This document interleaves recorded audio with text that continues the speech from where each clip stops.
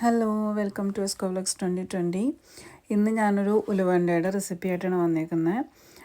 എല്ലാവരും ഇതിപ്പോൾ കർക്കിടക മാസമൊക്കെയാണ്, അപ്പോൾ എല്ലാവരും ഒന്ന് ഉലുവണ്ടയൊക്കെ ഉണ്ടാക്കി കഴിച്ച് നോക്കും. കർക്കിടക മാസത്തിൽ നമ്മൾ കഴിക്കേണ്ട ഏറ്റവും ഗുണമുള്ള ഒരു ലഡുവാണ് ഇത്. അപ്പോൾ അതിനുള്ള ഐറ്റംസ് ഞാനെല്ലാം കഴുകി ഉണക്കി എടുത്തു വെച്ചതായിരുന്നു.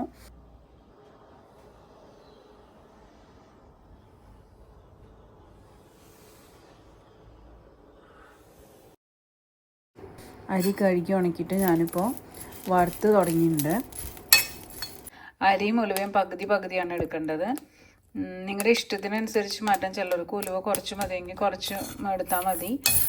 ഞാൻ പക്ഷേ പകുതി എന്ന അളവിലാണ് എടുക്കാറ്. ഇപ്പോൾ അരി ഓൾമോസ്റ്റ് നന്നായിട്ട് റോസ്റ്റായിട്ട് വന്നിട്ടുണ്ട്. ഇത് മാറ്റി വെച്ചിട്ടുണ്ട്. പിന്നെ ഞാൻ അതിലേക്ക് ഉലുവ ഇട്ടിട്ടുണ്ട്. അത് ചെറിയ തീയിൽ വെച്ചിട്ട് വറുത്ത് മാറ്റണം. അത് വേഗം ആവും. അങ്ങനെ പൊട്ടുന്ന സൗണ്ട് വെക്കുമ്പോൾ നന്നായിട്ട് കളറും വരും, നല്ലൊരു സ്മെല്ലും വരും. അപ്പോൾ ഉലുവ നമുക്ക് ഒരു പരന്ന ഇതിലേക്ക് പകർത്തി വയ്ക്കാം ചൂടാറാൻ വേണ്ടിയിട്ട്. ഇനി നമുക്ക് മുതിര വറുത്തെടുക്കാം. എല്ലാ സാധനങ്ങളും ഞാൻ അരക്കപ്പ് വീതമാണ് ചേർത്തേക്കുന്നത്. മുതിരയൊക്കെ ഏറ്റവും നല്ലതാണ്. നമ്മുടെ ശരീരത്തിൽ നീർക്കെട്ട് കുറയ്ക്കാനും കിഡ്നിയുടെ ഇതിനൊക്കെ നല്ല ഔഷധ ഗുണമുള്ള സാധനമാണ് മുതിര. മുതിര ഇപ്പോൾ കളറൊക്കെ മാറി നന്നായിട്ട് വറുത്ത് വന്നിട്ടുണ്ട്. നമുക്കിത് മാറ്റി വയ്ക്കാം. ഇനി നമുക്കിതിലേക്ക് എള്ളിട്ട് കൊടുക്കാം. വളരെ തീ കുറച്ചിട്ട് വേണം ഇതൊക്കെ ചൂടാക്കി എടുക്കാനായിട്ട്. ഇത് പെട്ടെന്ന് കരിഞ്ഞു പോവും. അപ്പോൾ നന്നായിട്ട് ശ്രദ്ധിച്ചിട്ട് ചെയ്യാം. ഓക്കെ, ഇപ്പോൾ എള്ള് നന്നായിട്ട് ചൂടായിട്ട് വന്നിട്ടുണ്ട്. നമുക്കത് മാറ്റി വയ്ക്കാം. ഇതിലേക്ക് ഇനി ജീരകം ഇട്ട് കൊടുത്തിട്ടുണ്ട്. ഇനി ജീരകമൊന്ന് നമുക്ക് വറുത്ത് പോരാം. ഇപ്പോൾ നമുക്കിത് മാറ്റി വയ്ക്കാം. അയമോദകം ചേർത്ത് കൊടുക്കാം. അപ്പോൾ നന്നായിട്ട് ചൂടായിട്ട് വന്നിട്ട് നമുക്കത് മാറ്റി വയ്ക്കാം. സീഡ്സ് ആണ്. നിങ്ങൾക്ക് ആശാളി വേണമെങ്കിൽ ചേർക്കാം. എനിക്ക് ആശാളി കിട്ടാത്തതുകൊണ്ടാണ് ഞാൻ ചിയ സീഡ്സ് ചേർത്ത് കൊടുത്തത്. കാരണം നമ്മളിതിൽ മരുന്നെന്ന് പറഞ്ഞിട്ടാണ് നമ്മൾ ജീരകം, അതുപോലെ എള്ള്, പിന്നെ അയമോദകം ഇതെല്ലാം ചേർത്ത് കൊടുക്കണം. അപ്പോൾ നമ്മൾ ശരിക്കും മരുന്ന് ചേർക്കുമ്പോൾ നമ്മൾ ഒന്നില്ലെങ്കിൽ ഒറ്റ സംഖ്യ ചേർക്കണം. 3 മരുന്ന് ചേർക്കാം, അല്ലെങ്കിൽ 5 മരുന്ന് ചേർക്കാം. അപ്പോൾ ഞാനിപ്പോൾ 3 എടുത്തത്, 5 എടുത്തത്. ചിയ സീഡ്സ് ചൂടായി വന്നിട്ടുണ്ട്. അപ്പോൾ നമുക്ക് എല്ലാ ഐറ്റംസും ഒന്ന് ഇതുപോലെ വിരിച്ചിട്ട് നമുക്ക് ചൂടാറാൻ വയ്ക്കാം. ചൂടാറി കഴിഞ്ഞിട്ട് നമുക്ക് മിക്സിയിലിട്ട് പൊടിച്ചെടുക്കാം. നമ്മൾ ഫ്രഷ് കോക്കനട്ടാണ് ഉപയോഗിക്കുന്നതെന്നുണ്ടെങ്കിൽ നമുക്ക് ഈ ചട്ടി തന്നെ ഇട്ട് ഒന്ന് ചൂടാക്കി എടുക്കുക. അല്ലെങ്കിൽ അതിൻ്റെ ഈർപ്പുണ്ടാകുമ്പോൾ ലഡു ഉണ്ടാക്കി കഴിയുമ്പോൾ നമുക്കത് പെട്ടെന്ന് കേടായി പോകുന്ന പോലെ ഒരു ഫീലിംഗ് ഉണ്ടാവും. അപ്പോൾ അത് ഒഴിവാക്കാൻ വേണ്ടിയിട്ട് നമുക്ക് അതിൻ്റെ ഈർപ്പം കളഞ്ഞിട്ട് ഡ്രൈ ആക്കി എടുക്കാം. പൊടി ശർക്കരയാണ് ഉപയോഗിക്കുന്നത്. ഇതിൽ കല്ലോ മണ്ണോ അങ്ങനത്തെ ഒന്നും ഇല്ല. ക്ലിയർ ആയിട്ടുള്ള ശർക്കരയാണ്. അപ്പോൾ ഞാനിത് ഡയറക്റ്റ് ഇട്ട് പൊടിക്കുകയാണ് ചെയ്യുന്നത്. അല്ലെങ്കിൽ നമുക്ക് ഉരുക്കിയിട്ട് അരിച്ചിട്ട് ഒഴിക്കാം.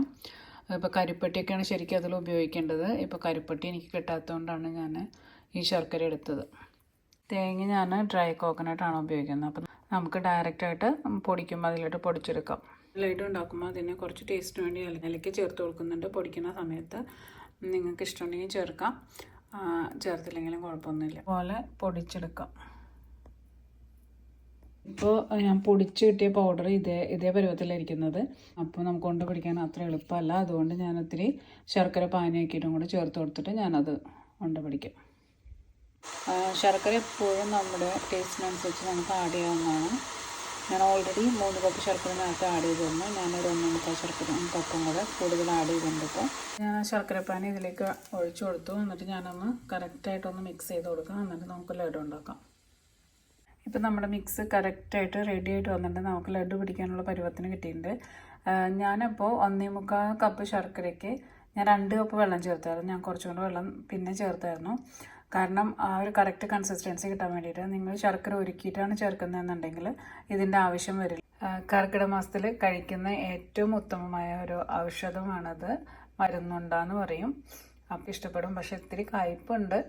പക്ഷെ നമ്മൾക്ക് മുടി വളർച്ചയ്ക്കും നമ്മുടെ ശരീരത്തിൻ്റെ ഇതിനും ചർമ്മകാന്തിക്കും എല്ലാത്തിനും ഒത്തിരി ഗുണം ചെയ്യുന്ന ഒരു ലഡുവാണത്. അപ്പോൾ നിങ്ങളെല്ലാവരും ഉണ്ടാക്കി നോക്കുക. നല്ല ടേസ്റ്റുണ്ട്. എല്ലാവരും ഒന്ന് ഉണ്ടാക്കി നോക്കാം. എല്ലാവർക്കും ആയുസ്സും ആരോഗ്യം നേർന്നുകൊണ്ട് ഞാൻ എൻ്റെ വീഡിയോ ഇവിടെ അവസാനിപ്പിക്കുകയാണ്. അപ്പോൾ ലൈക്ക് ചെയ്യുക, ഷെയർ ചെയ്യുക, സബ്സ്ക്രൈബ് ചെയ്യുക. Thank you for watching.